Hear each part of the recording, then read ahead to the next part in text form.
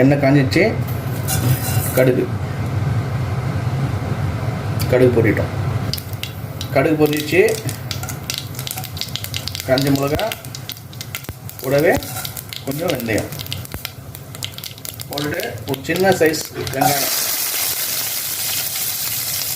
போட்டு, வெங்காயம் நல்லா ரொம்ப நேரம் ஒரே நிமிஷம் தான் நல்லா வெங்காயம் வதங்கணும். ஓகே, லைட்டாக வதங்கிச்சு. அதே மாதிரி சின்ன சைஸ் தக்காளி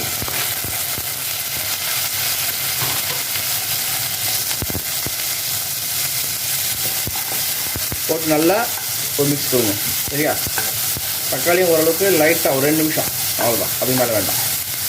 தக்காளி ஒரு 2 நிமிஷம் வதக்கிட்டோம் ஃப்ரெண்ட்ஸ். இந்த ஸ்டேஜில் ஒரே ஒரு குடமிளகா அதுமாரி கட் பண்ணி வச்சுருக்கேன். நல்லா சின்ன க்ளோஸாக. இது வந்து ஒரு எப்படி சொல்லுது, ஒரு அப்ராக்சிமேட்டாக ஒரு 100 கிராம்ஸ் வரும். ஒரே ஒரு குடமிளகா தான் இது.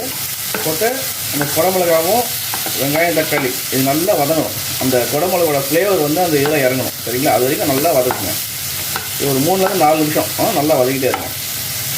ஃப்ரெண்ட்ஸ், குடமிளகா நல்லா வதங்கிடுச்சு. ஒரு 3-4 நிமிஷம் நல்லா வதங்கிடுச்சு. குடமிளகா ஈஸியாக குக் ஆகிடும். சரிங்களா? அதனால் ரொம்ப வதக்க வேண்டாம்.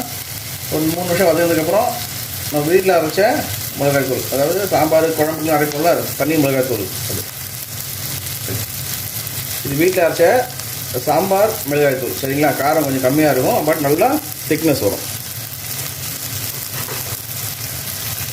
போட்டு அந்த குடமிளகா அந்த மிளகாத்தூள் எல்லாம் ஒன்றா மிக்ஸ் ஆகிற மாதிரி கொடுத்துருங்க. சரியா? இது ஜஸ்ட் ஒரு நிமிஷம், அவ்வளோதான். அதுமாதிரி வதக்கிட்டே இருங்க. இப்போ ஒரு நிமிஷம் நல்லா வதக்கிட்டோம், நல்லா மிக்ஸ் ஆகிடுச்சு. இந்த ஸ்டேஜில் புளி தண்ணி. சரியா? இது ஒரு lemon size, medium size lemon size புளி. சரிங்களா? நல்லா இந்த மாதிரி திக்காக கரைச்சிட்டேன். அது போட்டுக்கோங்க. போட்டு ஒரு 4-5 நிமிஷம் நல்லா கொதிக்கணும். சரிங்களா? நல்லா கொதிக்க விடுங்க. பாருங்க ஃப்ரெண்ட்ஸ், புளியை ஊற்றி ஒரு 3-4 நிமிஷம், 4 நிமிஷம் நல்லா கரெக்டாக 4 நிமிஷம் நல்லா கொதிக்க வந்துச்சு. சரிங்களா? இந்த ஸ்டேஜில் நம்ம ஏற்கனவே வேக வச்ச பருப்பு அதை ஊற்றி, பருப்பு தான் ஒரு எப்படி சொல்கிறது, ஒரு 150 கிராம் பருப்பு, அவ்வளோதான். போட்டு நல்லா மிக்ஸ் பண்ணி விடுங்க.